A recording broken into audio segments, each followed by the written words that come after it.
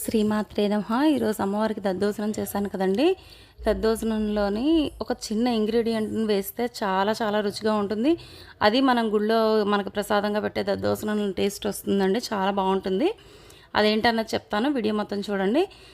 అన్నాన్ని ఇలా మెత్తగా ఉడికించుకోండి. ఉడికించుకున్న తర్వాత ఇందులో రుచికి సరిపడినంత ఉప్పు, పెరుగు వేసి బాగా మెత్తగా కలుపుకోండి. కలుపుకున్న తర్వాత ఇందులోకి పోపు వేసుకోవడానికి దద్దోజనానికి ఒక 2 పచ్చిమిరపకాయలు, కొంచెం కరివేపాకు, ఆవాలు, జీలకర్ర, శనగపప్పు, మినగపప్పు, శనగపలుకులు ఉంటే జీడిపప్పు కూడా వేసుకోండి. నా దగ్గర అయితే లేదు.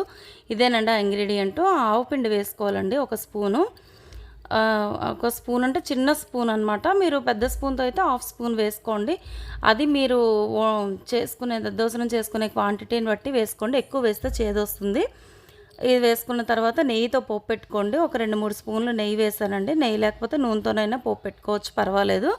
2-3 స్పూన్లు నెయ్యి వేసుకొని ఆ నెయ్యిలో ఈ పోపు దినుసులన్నీ వేసి బాగా ఎర్రగా వేగిన తర్వాత లాస్ట్లో కాస్తంత ఇంగువ కూడా వేసి వేయించుకొని ఆ పోపుని ఇందులో కలిపిస్తే అచ్చు మనకి గుళ్ళో వెంకటేశ్వర స్వామి గుళ్ళో కానీ వైష్ణవాలయాల్లో కానీ మనకి ప్రసాదం ఇస్తారు కదండి దద్దోజనం, అదే రుచి వస్తుందండి. చాలా చాలా బాగుంటుంది. ఒకసారి ట్రై చేయండి మీరందరూ కూడాను.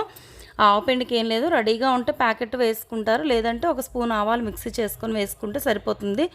ఈ వీడియో కనుక నచ్చితే లైక్ చేయండి, షేర్ చేయండి, నా ఛానల్ సబ్స్క్రైబ్ చేసుకోండి.